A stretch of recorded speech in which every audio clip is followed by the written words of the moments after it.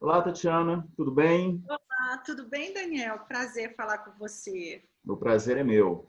Ô, Tatiana, a gente tem muito assunto, né? Porque, na verdade, o Teatro em Movimento, né? Que você cria e coordena aí já há mais de uma Quase década, 20 anos. quase 20 anos, está É, lançando o Teatro em Move Digital, que, na verdade, é uma grande plataforma de teatro digital, né? Quer dizer, eu nem sei se é correto dizer que o Teatro em Movimento está lançando ou está se transformando, né, nessa plataforma.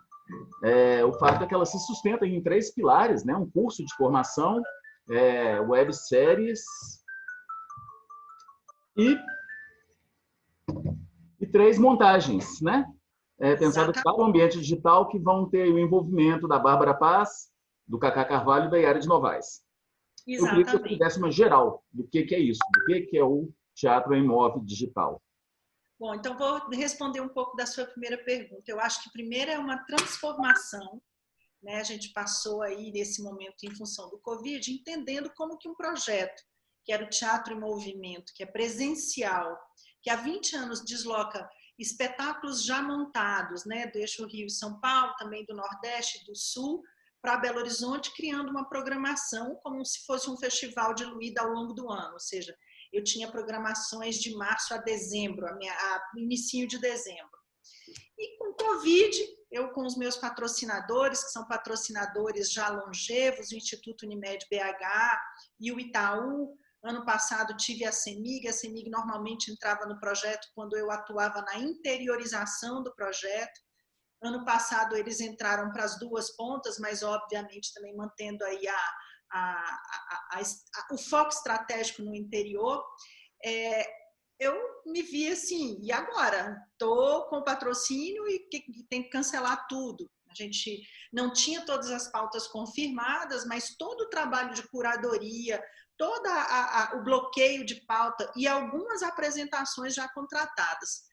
Eu falo que eu brinco muito assim, sabe, Daniel, que enquanto eu passava água sanitária no chão, lisoforme na maçaneta, álcool na mão, eu fiquei muito apreensiva, mas eu tenho uma equipe já comigo, com pessoas com 12 anos, 10 anos, então elas têm um DNA muito próprio, tanto da Rubim quanto do seu filhote, que é o Teatro em Movimento. E a gente entrou numa ação de brainstorming e também com uma pessoa que chegou como um consultor da gente, o José Renato de Carvalho, ele é consultor na área de transformação digital. Ele foi nos trazendo ideias, pares, e em uma semana a gente aguardou o Ministério do Turismo lançar uma IN que permitisse a gente migrar da plataforma presencial para digital. Então, eu passo dessa plataforma, que é de espetáculos já montados e presencial, para uma plataforma na web, né, digital na web, de repertórios que a gente monta do zero.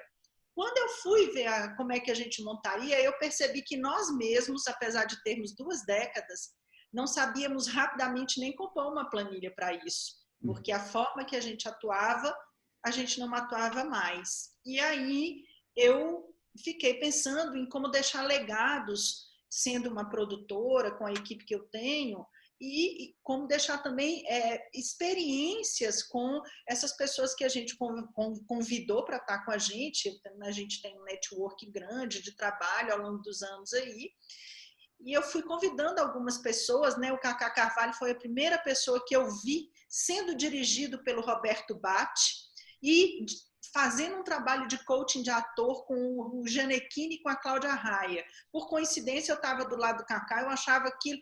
Isso tem lá os seus 10, 12 anos, viu, Daniel? Eu falava assim, Cacá, coisa esquisita, né? E ele é uma pessoa que, dos nossos diretores, ele é o mais experiente, assim, o Cacá tem já uma experiência de teatro, e ele fala, Tatiana, tô velho para esse negócio digital, e ele próprio com uma certa dificuldade, né, porque entra a discussão se teatro na web é teatro ou é vídeo, o que é isso, né, e também com pares, dou as mãos, para além do Zé Renato de Carvalho, eu tenho o prazer de conhecer a Mariana Muniz, a professora Mariana Muniz, que é também diretora e atriz. A Mariana pesquisa a cena digital desde 2012, é professora da UFMG com pós-doc em teatro digital, e me dá as chaves para eu entender que eu preciso trabalhar o braço formacional. Uhum. E aí eu tive a ideia de fazer o primeiro, eu nem sabia que era o primeiro curso digital do Brasil, ela que falou, Tati, é o primeiro curso de teatro digital, ficou super empolgada e trouxe parceiros como Ana Regis, Carlos False, Rodrigo, enfim, o Pablo da UENG, que entrou a UENG entra como uma parceira junto com a Labfront nisso. Mariana Angelis, que é minha funcionária já há muito tempo, ela tem um mestrado, e esse mestrado ajudou ela a interagir com essa equipe, e hoje ela supervisiona, e estamos aí com o primeiro eixo sendo lançado, né? Que é esse eixo formacional, são 5 meses de trabalho, cada professor com uma carga horária entre 15 e 20 horas, durante 5 meses. Esse piloto é gratuito, foi um sucesso, as inscrições foram um sucesso. Eu, infelizmente, tive que encerrar as inscrições, porque a gente teve uma adesão muito acima do que a gente esperava. Claro que a gente está oferecendo algo com muita qualidade, né? Porque tem na coordenação da Mariana e os professores que estão envolvidos, eu acredito muito nesse curso, mas são 200 vagas, eram muitas vagas e durante muito tempo. E a gente está com todas as vagas assim esgotadas. Eu tenho um número de inscrição maior do que o que eu tenho de vaga, mas a gente tem essa coisa da triagem, a ordem de inscrição, se a pessoa mandou realmente tudo corretamente. Eu estou agora num período de feedback. Aí eu tinha vontade, eu falei, gente, eu não quero pegar o que é repertório pronto e colocar câmeras e colocar as pessoas no teatro. Eu acho que isso vai ser o caminho mais fácil. A questão das lives também, eu acho que vai ter uma enxurrada de live, eu acho que eu estava correta em relação a isso. Eu queria fazer algo um pouco diferente disso tudo. Apesar de que eu acho tudo muito bem-vindo, sabe, Daniel? E aí me veio essa ideia da gente montar do zero 3 espetáculos, e o Cacá como sendo o meu eixo. Bárbara, ela, ao conversar com a Mariana, ela falou assim, olha, é interessante a gente ter pessoas que tenham transitado pelo audiovisual, esse casamento entre o teatro e o audiovisual para o teatro digital e o teatro na web, para a cena na web, é muito importante. Logo pensei na Bárbara, e Yara, eu tinha acabado de fazer o Neblina, né? Era um projeto da Rubim que estava em cartaz, que tem um patrocínio do CCBB. A gente terminou, tem a Fafá Renó e o Leonardo Fernandes, e a direção da Yara de Novaes. A gente teve que parar a nossa turnê, a gente tinha mais 3 CCBBs para fazer e não foi possível. E aí eu falei, Yara, a gente está junto na vida, vem também. E ela, ai, Tati, não sei se eu sei fazer isso, não. Entramos em contato através da Mariana com o Matias Umpierres, que é um diretor que já trabalha junto com o Lepage, ele é um protégé do Lepage na Bolsa Rolex, né? Ele é um aprendiz do Lepage, e ele desenvolveu um trabalho do teatro solo no Brasil, além de também ter muitos trabalhos nessa área. Eu fui lá na cara dura e convidei para ele participar, e ele topou. Eu fiz, claro que eu fiz aí um drama, eu falei, pelo amor de Deus, vem e tal, enfim, né?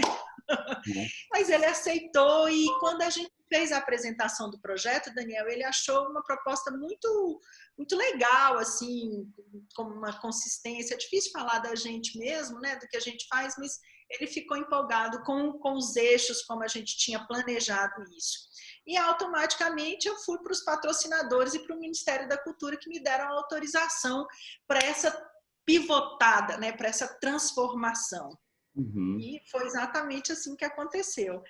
Inês, para mim é um símbolo de tanta coisa, né? O Grupo Galpão, na verdade, eu sou muito amiga de várias pessoas, e pensei na Inês para conduzir um eixo mais descompromissado, mais laboratorial, e com ela veio Gilberto Scarpa, que também tem um tom cômico que eu adoro, né? E Gilberto e Inês estão aí com um eixo mais de entretenimento, de experimentação.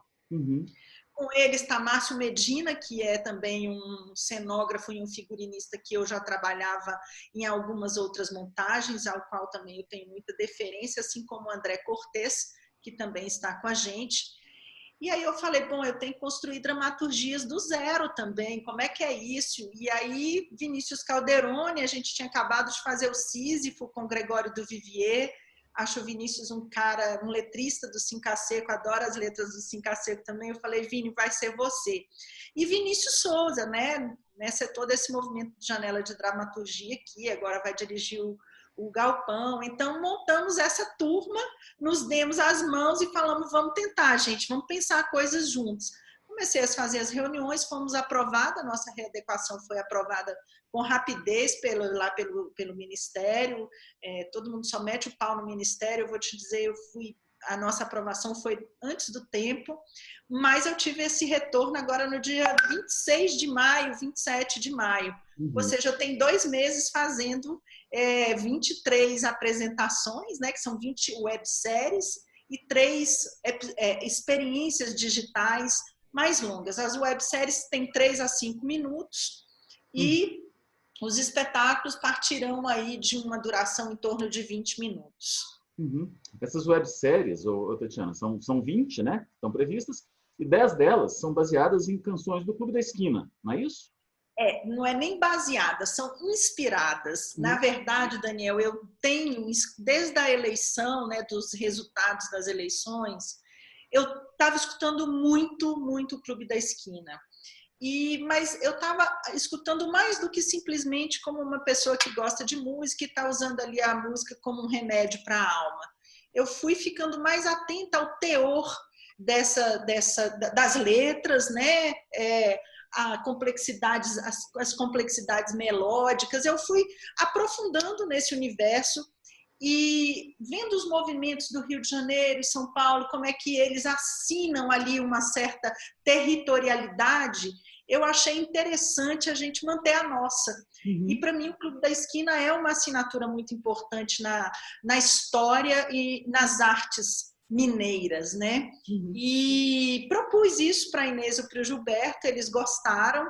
Então, o Vinícius Calderoni, que é o dramaturgo que estrutura esse eixo, ele propõe provocações dramatúrgicas, então não são textos escritos, são provocações a partir de 10 letras que nós selecionamos, e os artistas, na maioria, a gente tem 18 artistas, atores e atrizes mineiros sendo convidados para fazerem esses episódios de suas casas, contando com o luxuoso auxílio de nada mais, nada menos que Inês Peixoto, Gilberto Scarpa, Medina, e aí chega também o Tatá Spala, que é o músico que está ali nos auxiliando nas composições de trilhas. Ele não está fazendo o trabalho de sonoplastia, mas sim de concepções melódicas. O Tatá, ele tem ali uma proximidade muito grande também com alguns compositores e cantores do clube, e isso somou compôs essa equipe de uma forma muito redonda, né?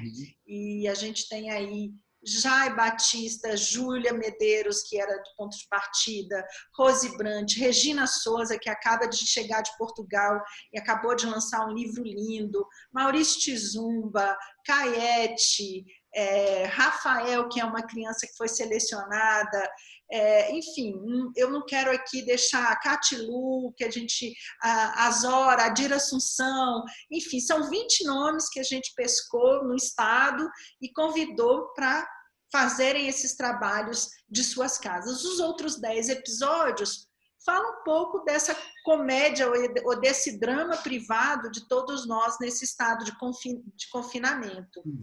E acho que no estado de confinamento é muito difícil, assim, eu sei que já é bater um pouco murro em ponta de faca, mas é um estado de reflexão, não tem como fugir disso, né? É uma guerra um pouco diferente, é um estado de prisão um pouco diferente, estamos já num momento delongado dessa pandemia, né? Onde os estados emocionais já começam também a dar umas estremecidas, né? O que é profundamente natural. E aí acho que não tem como a gente não pensar sobre a gente mesmo, ou rir da gente mesmo, né? Foi uma loucura essa história de água sanitária para tudo quanto é lado, esse medo. Todo mundo já passou aí por um momento de tenho certeza que eu peguei Covid, né? Assim, então, né, dos casamentos que estão acabando, dos casamentos que estão começando, da briga com os filhos para casa, da educação, enfim, essa doideira desse afastamento que a gente está, às vezes, dos nossos entes idosos, dos nossos amigos.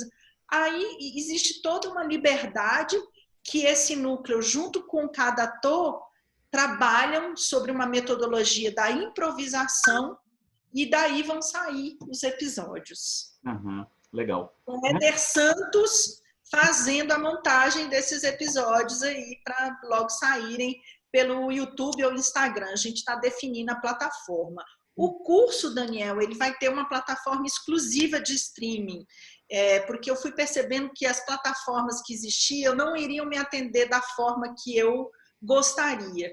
E a outra coisa que nos preocupou muito foi a questão da exclusão digital, caso alguém que esteja inscrito não tenha a capacidade de ter ou a internet ou o equipamento. Então, o projeto também se compromete em saber da pessoa qual é a condição dela, porque a gente está estudando parcerias para viabilizar alguns poucos casos, para não achar que o projeto tem aí computador e internet para todo mundo, mas tem um olhar atento para isso também.